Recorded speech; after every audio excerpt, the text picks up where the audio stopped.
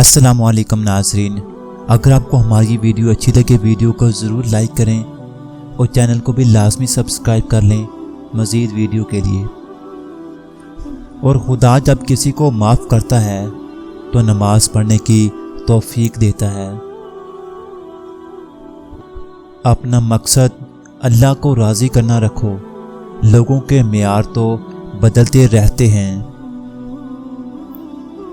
जब आपको हर शख्स से शिकायत होने लगे तो देख लीजिए क्या खराबी कहीं आप ही के अंदर तो नहीं है।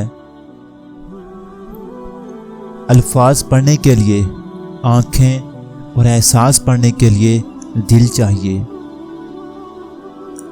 तुम अल्लाह पर यकीन रखो, ऐसा यकीन हो जो हर शक से पाक हो।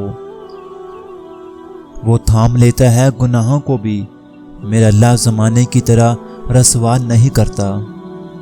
नमाज को मोहब्बत और शौक़ से अदा करोगे तो रब अगली नमाज की तौफीक खुद देगा और दुआएं भी कबूल करेगा। इंसानियत वो बुलंदी किस काम की जिस पर इंसान चढ़कर इंसानियत से ही गिर जाए। मुझे हमेशा ऐसा लगता था कि खुदा मुझसे नफ़रत करता है, हालांकि ऐसा नहीं था। खुदा तो हर एक से मोहब्बत करता है, इसीलिए तो इसने मुझे आजमाइशों में डाला और वो अपने उन्हें बंदों को आजमाइश में डालता है जिनसे वो मोहब्बत करता है।